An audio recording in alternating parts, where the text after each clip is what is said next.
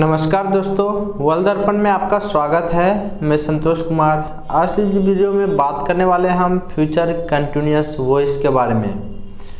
तो इस वीडियो को यदि आप शुरू से अंत तक देखेंगे तो आप बहुत ही आसानी से समझ पाएंगे कि कैसे हम फ्यूचर कंटिन्यूअस एक्टिव वॉइस को पैसिव वॉइस में चेंज करते हैं और कैसे किसी भी हिंदी में लिखा हुआ पैसिव वॉइस जो कि फ्यूचर कंटिन्यूअस टेंस से रिलेटेड हो तो उसका आसानी से ट्रांसलेट कर सकते हैं। तो सबसे पहले हम बताएंगे इसमें पहचानने का नियम कि आप कैसे पहचान सकते हैं कि कोई भी सेंटेंस पैसिव वॉइस में है और वो हमारा फ्यूचर कंटिन्यूअस टेंस से रिलेटेड है। तो चलिए शुरू करते हैं। तो सबसे पहले हम जानते हैं फ्यूचर कंटिन्यूअस वॉइस के बारे में। तो इसका जो पहचानने का नियम है अर्थात जिसको हम आइडेंटिफिकेशन रूल बोलते हैं, तो इसका आइडेंटिफिकेशन रूल है कि when we get end of Hindi sentence या जा रहा होगा, ये जा रहे होंगे,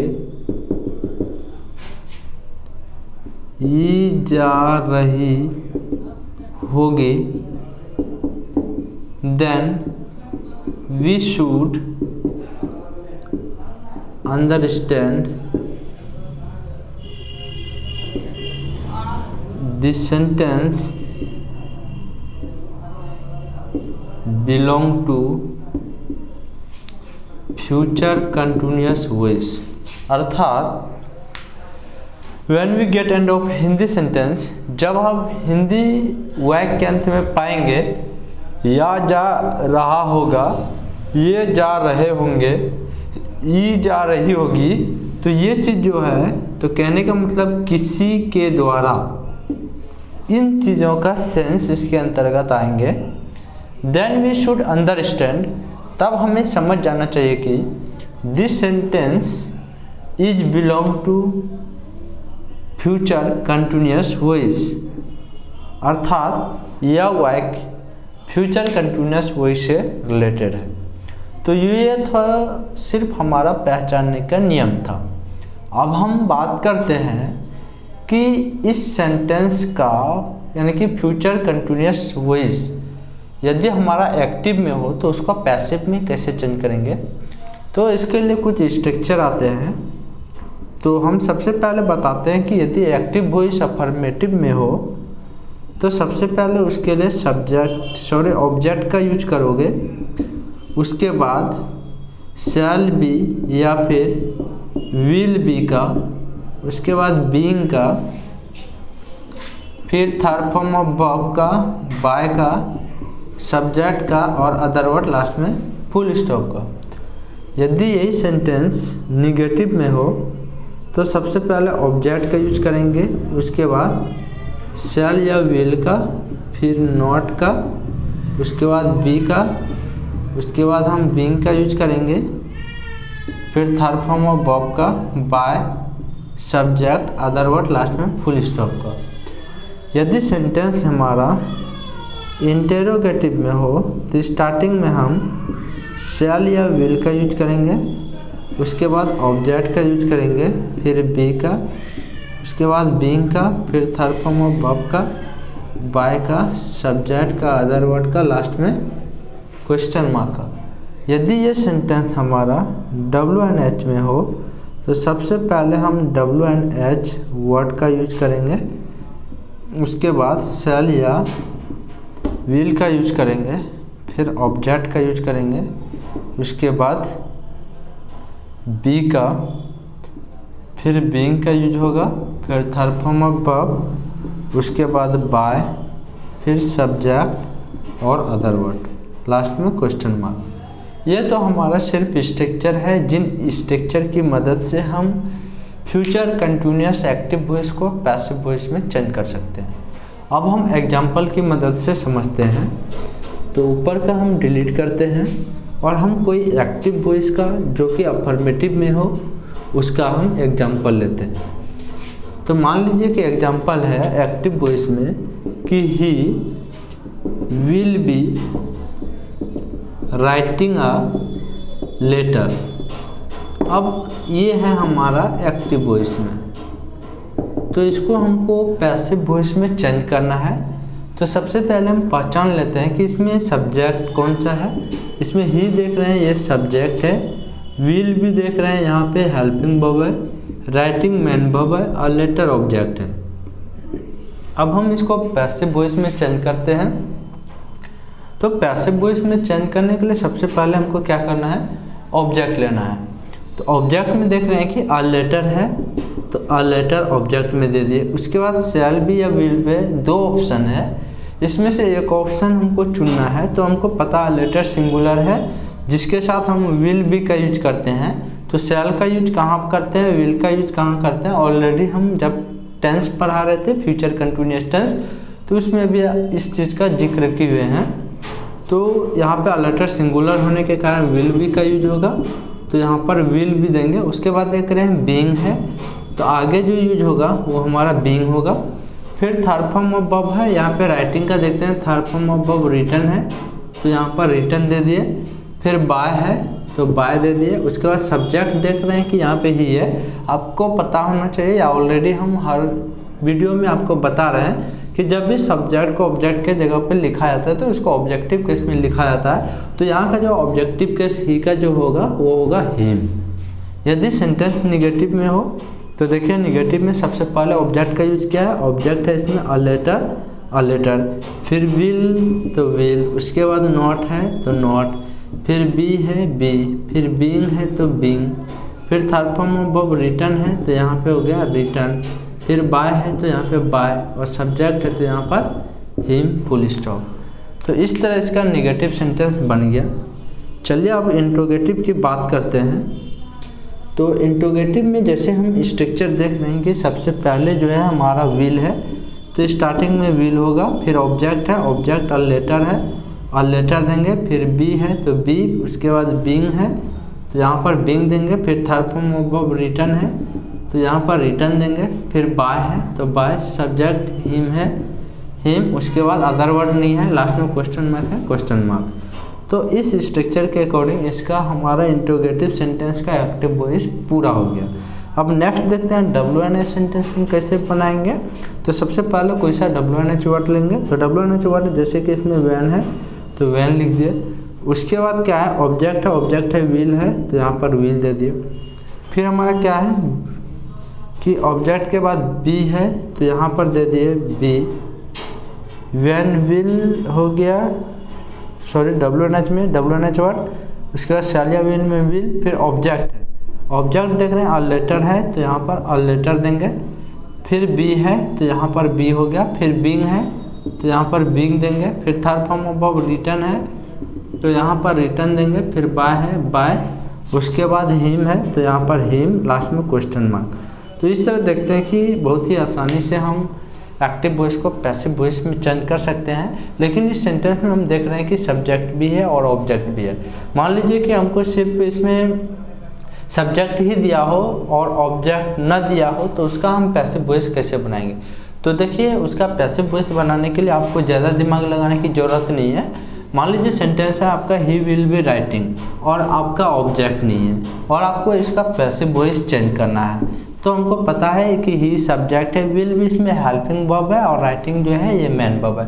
अब हमको पैसिव वॉइस में चेंज करना है तो सबसे पहले हमको ऑब्जेक्ट लिखना पड़ता है। लेकिन इस सेंटेंस में देख रहे हैं ऑब्जेक्ट है नहीं, तो ऑब्जेक्ट के जगह पे हमारा क्या है, क्योंकि देखो ही को हम ऑब्जेक्टिव केस में हम यहाँ पर लिखते थे सब्जेक्ट के जगह पे, तो ऑब्जेक्टिव केस में न लिखकर अगर हम सब्जेक्टिव केस में लिखेंगे तो हमारा ही का ही रहेगा। तो अ लेटर के जगह पे यहाँ पर क्या हो जाएगा, ही हो जाएगा ही। उसके बाद ऑब्जेक्ट के बाद शैल या विल बी का ऑप्शन था तो यहाँ पर विल भी हो गया, ठीक है। बीइंग है बीइंग हो गया। उसके बाद इसमें देख रहे हैं कि writing fourth form of verb है, लेकिन पैसिव वॉइस का स्ट्रक्चर था कि हमको थर्ड फॉर्म ऑफ वर्ब का यूज करना है, तो यहाँ पे third form of verb return हो गया। उसके बाद बाय हिम नहीं लगेगा क्योंकि इसमें हमारा ऑब्जेक्ट नहीं है, तो बाय हिम सारे का इसमें क्या हो जाएगा, कट जाएगा। तो अफर्मेटिव का सेंटेंस यहाँ तक कंप्लीट हो गया। निगेटिव देख लेते हैं एक बार। तो निगेटिव में हमारा क्या है, सबसे पहले जो है ऑब्जेक्ट इसमें ही के रूप में, सब्जेक्ट के रूप में काम करेगा, तो ही हो गया। Will not be being return full stop. Interrogative में सबसे पहले विल है तो विल हो जाएगा, उसके बाद लेटर के जगह पे ही बी बीइंग रिटर्न, लास्ट में क्वेश्चन मार्क हो जाएगा। इसमें WH वर्ड ठीक है, विल और लेटर के जगह पे ही हो जाएगा, बी बीइंग हिम, ठीक है। तो इस तरह हम देख रहे हैं कि विदाउट ऑब्जेक्ट का और जिसमें सब्जेक्ट और ऑब्जेक्ट हो, उन दोनों को बहुत ही आसानी से हम पैसिव वॉइस में चेंज कर सकते हैं। और वो चेंज करने का जो मेन स्ट्रक्चर था जो अभी लिखे थे, अफर्मेटिव, निगेटिव, इंट्रोगेटिव और WH का, तो इस स्ट्रक्चर की मदद से हम कर सकते हैं। अब आगे हमारा कि यदि कोई सेंटेंस हिंदी में लिखा हो और वो फ्यूचर कंटिन्यूअस वॉइस में हो तो उसका ट्रांसलेट कैसे करेंगे। चलिए इसे डिलीट करते हैं एक बार पूरी तरीके से और हम हिंदी का पैसिव वॉइस में चेंज करने का तरीका सीखते हैं।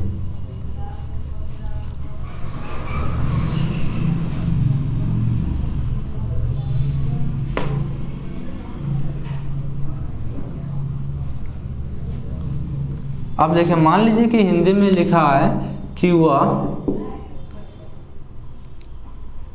काम कर रहा होगा, ये हमारा एक्टिव वॉइस हिंदी में लिखा है। अगर मान लो कि इसी को हिंदी में पैसिव वॉइस इस टाइप का लिखा है कि उसके द्वारा काम किया जा रहा होगा, ये हो गया हमारा पैसिव वॉइस। अब इसका हमको ट्रांसलेट करना है। तो सबसे पहले हमको ये बताना जरूरी है कि हम कैसे पहचानेंगे कि ये पैसिव वॉइस में है, क्योंकि इस हिंदी वाक्यांश में या जा रहा होगा, इससे हमको पता चल गया कि ये फ्यूचर कंटिन्यूअस पैसिव वॉइस से रिलेटेड है। अब हमको सबसे पहले ऑब्जेक्ट है, ऑब्जेक्ट इसमें क्या है, उसके द्वारा काम किया जा रहा होगा, तो क्या किया जा रहा होगा, काम, तो काम ऑब्जेक्ट है, तो इसमें क्या हो जाएगा, द वर्क। उसके बाद शैल बी या विल बी का ऑप्शन है, तो यहाँ पे विल बी। उसके बाद बीइंग देते हैं, तो यहाँ पर बीइंग। फिर थर्ड फॉर्म ऑफ वर्ब, यहाँ देख रहे हैं काम करना, तो काम करना का थर्ड फॉर्म ऑफ वर्ब हो जाएगा वर्क, मतलब काम करना, वर्क मतलब थर्ड फॉर्म ऑफ वर्ब। उसके बाद बाय लगेगा, फिर हिम, बाय हिम। इस तरह जो है इसका ट्रांसलेट कंप्लीट हो गया। तो इसमें देख रहे हैं कि सेंटेंस में सब्जेक्ट भी है और ऑब्जेक्ट भी है, दोनों है। यदि निगेटिव में लिखेंगे तो इसका जो निगेटिव बन जाएगा ये हो जाएगा कि उसके द्वारा काम नहीं किया जा रहा होगा, और इसका जो ट्रांसलेट बन जाएगा ये हो जाएगा द वर्क, फिर हो जाएगा विल नॉट बी, उसके बाद हो जाएगा बीइंग, फिर वर्कड बाय हिम। इंट्रोगेटिव में जो हिंदी में लिखेंगे तो ये सेंटेंस बन जाएगा कि क्या उसके द्वारा काम किया जा रहा होगा, लास्ट में क्वेश्चन मार्क। तो सबसे पहले विल का यूज करेंगे, विल का यूज, उसके बाद ऑब्जेक्ट द वर्क हो गया, फिर बी है तो बी, उसके बाद बीइंग है तो बीइंग, फिर वर्कड है तो वर्क, फिर बाय है बाय, फिर हिम है हिम, क्वेश्चन मार्क। इस तरह इंट्रोगेटिव हो गया। अगर हम WH की बात करें तो WH में जैसे उसके द्वारा कब काम किया जा रहा होगा, क्वेश्चन मार्क। और इसमें WH वर्ड पहले आएगा, कब का वैन हो जाएगा, फिर विल, फिर द वर्क, उसके बाद be, being, worked by him, question mark.